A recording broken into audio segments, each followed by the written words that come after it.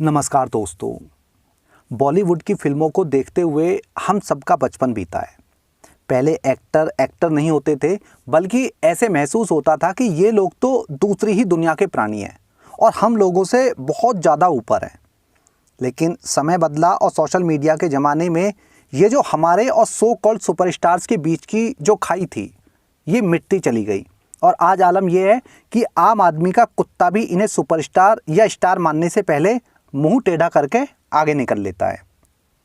यहाँ नेपो कीड़ों को सालों साल फ्लॉप फिल्म देने के बावजूद भी लगातार फिल्में मिलती रहती है, लेकिन एक आउटसाइडर के साथ में ऐसा नहीं होता। अर्जुन कुत्ते कपूर, सैफुद्दीन, ये ऐसे गोबर हैं इंडस्ट्री के अंदर जो सालों साल से फ्लॉप पे फ्लॉप दे रहे हैं, लेकिन इनको आज की डेट में भी काम की कोई कमी नहीं है, क्योंकि ये इनसाइडर हैं। जबकि आउटसाइडर को 2-4 फ्लॉप देने के बाद ही साइड रोल देने शुरू हो जाते हैं या कुछ समय के बाद में उनको इंडस्ट्री से गायब कर दिया जाता है। एक आउटसाइडर सालों साल लगातार काम भी करे तो भी उसे वो पहचान, वो शोहरत नहीं मिल पाती जिसका वो असली हकदार होता है। आज मैं एक ऐसे आउटसाइडर की बात करूंगा जो आउटसाइडर लेकिन एक्टिंग के मामले में सारे नेपो कीड़ों का बाप है। ये एक्टर है मनोज बाजपेयी। मनोज बाजपेयी प्रेजेंट टाइम में बॉलीवुड में सबसे अच्छी एक्टिंग करने वाले एक्टर्स में से एक है। मनोज ने आज तक एक नहीं बहुत सारी ऐसी फिल्में दी हैं जो इसने अपने दम पर सुपरहिट कराई हैं, लेकिन बावजूद इसके मनोज आज भी सिर्फ एक एक्टर है, ना कि स्टार। कौन है मनोज बाजपेयी और कैसे बॉलीवुड में इसने जगह बनाई, इसी पर बात करेंगे आज की इस वीडियो में। मनोज बाजपेयी का जन्म हुआ था 23 अप्रैल 1969 को बिहार में। गांव का नाम बेलवा, जो कि वेस्ट चंपारण में पड़ता है। ये टोटल 6 भाई बहन है और मनोज जो है दूसरे नंबर पर है। मनोज का नाम एक्टर मनोज कुमार के नाम पर रखा गया था क्योंकि मनोज के पिता मनोज कुमार के फैन थे। मनोज के पिता एक किसान थे और माँ हाउसवाइफ। मनोज की एक छोटी बहन पूनम दुबे, जो कि फैशन डिजाइनर है। मनोज बचपन से ही एक्टर बनना चाहता था। पिता बहुत ज़्यादा गरीब थे, किसानी करके जैसे तैसे बच्चों को पढ़ाते थे। बेतिया सिटी से 12th क्लास पास की और सिर्फ 17 साल की एज में अपने गांव से दिल्ली चले गए और वहां जाकर सत्यवती कॉलेज में एडमिशन लिया। उसके बाद रामजस कॉलेज में एडमिशन लिया और वहां से ग्रेजुएशन की पढ़ाई पूरी की। मनोज ने एक्टिंग स्कूल NSD के बारे में सुना था कि वहाँ पर जो है एक्टिंग सीख सकते हैं और अच्छा स्कोप है, तो उसने एक्टिंग स्कूल में ट्राई किया। लेकिन मनोज को 3 बार उसने ट्राई किया और तीनों बार NSD से उसको रिजेक्ट कर दिया। वो इतना ज़्यादा डिप्रेशन में आ गया कि आत्महत्या करने की सोचने लगा। फिर वहीं पर उसकी मुलाकात होती है एक्टर रघुवीर यादव से। रघुवीर ने मनोज को बताया कि बैरी जॉन के एक्टिंग स्कूल में जाओ और वहाँ पर जाकर वर्कशॉप अटेंड करो, वहाँ पर तुम्हारी एक्टिंग अच्छे से निखर के आएगी। मनोज ने बैरी जॉन के स्कूल में कुछ दिन एक्टिंग सीखी और जॉन उससे कुछ दिनों के अंदर ही बहुत ज़्यादा प्रभावित हो गया और उसने मनोज को वहाँ पर स्टूडेंट से अलग अपना असिस्टेंट टीचर रख लिया। इसके बाद मनोज ने चौथी बार NSD में अप्लाई किया और वहाँ से एक्टिंग सीखनी चाहिए, लेकिन बंदे की जो प्रोफाइल थी वो थोड़े से समय में इतनी तगड़ी बन गई थी कि जिस NSD ने, नेशनल स्कूल ऑफ ड्रामा ने, उसको 3 बार रिजेक्ट किया था, उसने प्रोफाइल देखते ही मनोज को एक्टिंग टीचर रख लिया। मतलब बंदा गया था वहाँ पर स्टूडेंट बनने और उसको टीचिंग की जॉब दे दी। और तब मनोज की जो आर्थिक हालत थी उसमें थोड़ा बहुत सुधार आया।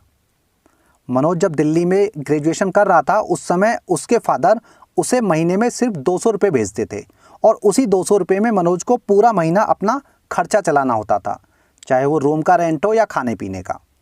लेकिन NSD में टीचिंग के दौरान वहाँ एक्टिंग सीखी और वहाँ से उसको थोड़ी बहुत सैलरी भी मिली। मनोज जिस समय एक्टिंग सिखाने लगा था उस समय हकला खान, अनुराग नशेड़ी कश्यप जैसे लोग उसी स्कूल में एक्टिंग सीखते थे, यानी ये वहाँ पर टीचर था और वो स्टूडेंट। शाहरुख हकला बैरी जॉन के स्कूल में और अनुराग नशेड़ी NSD में। मनोज को सबसे पहले एक्टिंग में ब्रेक मिला था साल 1993 में एक टीवी सीरियल में जिसका नाम था शिकस्त। इसके बाद एक और टीवी सीरियल में काम किया, लेकिन इनमें जो मनोज का रोल था वो एक 2 सीन का ही रोल था। पहली फिल्म मिली बैंडिट क्वीन साल 1994 में, जिसमें मनोज का रोल मुश्किल से 1 मिनट का था। साल 1997 तक मनोज ने 4-5 टीवी सीरियल में बहुत छोटे छोटे रोल किए और 4-5 फिल्मों में ही बहुत छोटे छोटे या कह सकते हैं साइड रोल किए, जिनसे इसको कोई फ़ायदा नहीं हुआ, यानी कोई भी पहचान नहीं मिली। साल 1986 से जब मनोज दिल्ली पढ़ाई करने गया और साल 1998 तक यानी 12 साल मनोज के जीवन के संघर्ष वाले दिन थे। मनोज ने अपने संघर्ष के दिनों के बारे में कई बार बताया है कि उसने कई कई दिन तक स्टेशन पर सो के बिताए हैं, भूखा रहा, लेकिन एक्टिंग उसका प्यार था तो उसे कभी नहीं लगा कि उसे वापस अपने गांव जाना चाहिए। हाँ, जब भी वो कॉलेज की छुट्टियों में या मुंबई से घर जाता तो अपने पिता के साथ में खेतों में किसानी करता था। भूखा रहा, स्टेशन पर सोया, 8-8, 10-10 लोगों के साथ में रूम शेयर किया और किराए के पैसे बचाने के लिए हर रोज़ 15-15 किलोमीटर पैदल चला। लेकिन साल 1998 ऐसा साल था जिसके बाद मनोज बाजपेयी ने कभी भी पीछे मुड़कर नहीं देखा। इस साल राम गोपाल वर्मा की फिल्म में मनोज ने जो तहलका मचाया उसकी गूंज आज तक सुनाई देती है। फिल्म का नाम था सत्या। फिल्म में टाइटल रोल प्ले किया था जेडी चक्रवर्ती ने, लेकिन सारी लाइमलाइट लूट के ले गए भीखू मात्रे। इसके बाद मनोज को फिल्में मिलती गई और वो हर बार अपने आप को साबित करता रहा। शूल, घात, पिंजर, 1971, राजनीति, आरक्षण और बाद में आई थी गैंग्स ऑफ वासेपुर। ये ऐसी फिल्में थी जिन्होंने मनोज को एक बेहतरीन और मेथड एक्टर के रूप में एक अलग ही पहचान दी। मनोज की पर्सनल लाइफ की बात की जाए तो उसकी शादी 90s के दौर में अरेंज मैरिज हो गई थी, लेकिन मनोज की बीवी को जो दूरी थी वो बर्दाश्त नहीं हो पाई और दोनों का तलाक हो गया, क्योंकि मनोज तब मुंबई में स्ट्रगल कर रहा था और वो जो उसकी वाइफ थी वो अपने साथ नहीं रख सकता था। इसके बाद दूसरी शादी हुई साल 2006 में। दूसरी वाइफ का नाम है शबाना रजा। शबाना रजा का जो फिल्मी नाम है वो है नेहा और उसने भी कुछ फिल्मों में काम किया है, जैसे करीब में बॉबी देओल के साथ, होगी प्यार की जीत में अजय देवगन और अरशद वारसी के साथ। नेहा ने टोटल 10 से 12 फिल्में की है और बहुत ज़्यादा सक्सेस नहीं हो पाई थी। इन दोनों की आज की डेट में एक बेटी है। मनोज के अगर अफेयर्स की बात की जाए तो मनोज का अफेयर चला था शमिता शेट्टी के साथ में, जो बहुत ज़्यादा चर्चा में भी रहा था। बेवफा मूवी में इन दोनों ने साथ में काम किया था। उसी दौरान शमिता के चूल्हे में मनोज ने कुछ दिन तक खाना पकाया था, लेकिन फिल्म के बाद ये दोनों बहुत ज़्यादा दिन एक दूसरे का पेट नहीं भर पाए और दोनों अलग हो गए। मनोज की लाइफ में कुछ विवाद भी जुड़े हैं। सुशांत की डेथ के समय एक बार KRK ने मनोज को नशेड़ी और चर्सी बोला था और कहा था कि ये ड्रग्स लेता है। इसके बाद मनोज ने KRK पर मानहानि का केस कर दिया था। मनोज ने लगातार फ्लॉप होती फिल्मों पर भी अपनी राय दी थी, जैसे आजकल साउथ की फिल्में ज़्यादा चल रही हैं और बॉलीवुड की लगातार फ्लॉप हो रही है, तो इस पर बोला था। साउथ के बारे में बोला था। मनोज ने कहा कि साउथ में कोई भले ही रीजनल सिनेमा कहें उसको, लेकिन जितना जुनून, जितना क्रेज़ वहाँ के कलाकारों में होता है वो बॉलीवुड में कभी भी देखने को नहीं मिलता। वो अपनी हर फिल्म के छोटे से छोटे सीन के लिए भी पूरे ऐसे शॉट लेते हैं जैसे दुनिया का बेस्ट शॉट ले रहे हों। वो सीन शूट करने से पहले बहुत सोच विचार करते हैं कि कैसे उस सीन को बेस्ट तरीके से शूट किया जाए। वो लोग कभी भी अपनी ऑडियंस के साथ में ना तो बदतमीजी करते हैं और ना ही उनको हल्के में लेते हैं।